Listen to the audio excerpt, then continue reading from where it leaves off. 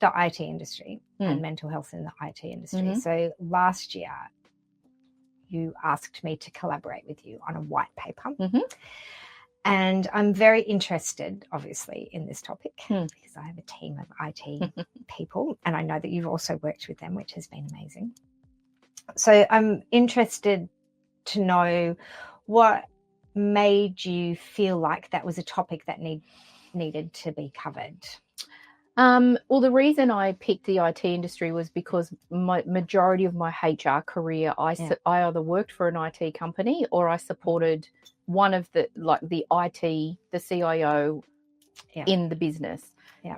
Plus, I'm quite technical myself. My husband's a cybersecurity expert. Blah blah blah. So I'm quite techie. So I was interested. For me, that also made sense that I had so many senior CIOs and senior execs that I could then talk to about. It made sense for me to be quite focused. Yeah. But the other thing is that I think because I've seen in the IT industry people burn out, particularly then through working through COVID, because then everyone was at home. So you're online all the time, aren't you?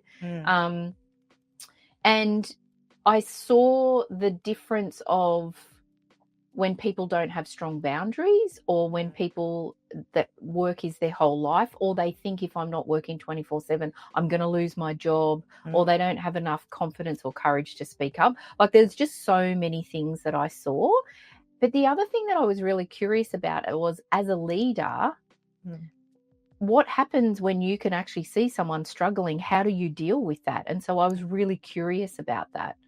And that became quite apparent through the results of majority of the leaders felt they weren't worried about asking someone if they were okay or if they were struggling. What they were concerned with was, if they respond and say no, what do I do about it? That was their biggest concern. Because they were like, well, I'm not equipped. What do I do if someone says I'm in a really bad place? So that was interesting. And I kind of think I had an idea of that was probably what it was, because it is a delicate subject. If you're really concerned about someone's mental health and you ask them, I mean, look, I'm a mental health first aider, so I've been trained in this. But if you haven't, or if you've never had to deal with it before, it's a really delicate conversation to have with someone. And then if you don't have any tools to respond with, people then just don't ask.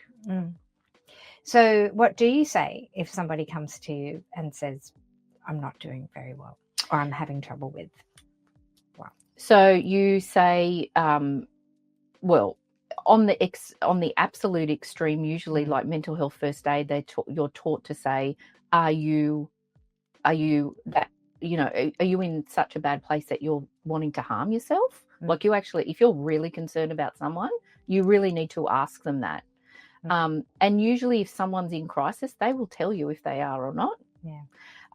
But that's an extreme situation.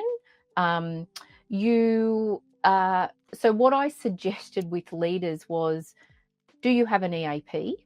And some of them said yes and no, so an employee assistance program. And then I said to them, so have you ever had a session? And they were like, no. And I said, well, why not? Well, I've never needed it. But why don't you go and test it out and try it? Because then you can say as a leader, why don't you go and speak to EAP? I've used them. This was the and a lot of leaders were like, oh, I never thought I'd do that. I never thought of that practically. So point them to EAP. Just ask them, do they need to, do you want to have a conversation?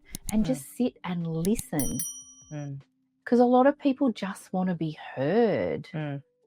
And sometimes when someone is got something going around in their head 1 billion times, and someone is actually going to sit and listen to what they're saying, often you hear yourself and what you're saying and you think, oh, it's actually not as bad as what I thought it was in my head. So just by listening, so ask them, do they want to go and have a coffee? Is there someone that can support them? So the EAP, if there isn't an EAP, then there's like Black Dog Institute, Lifeline, there's lots of support. And through the small business as well, there's lots of support that they can contact. But it's just asking, what can I do to support you? How can I support you? What do you need from me? They're really simple questions. I did, now that you've told me that, say that to someone recently. How can we support you? And the answer was, just asking me, that's enough. Exactly.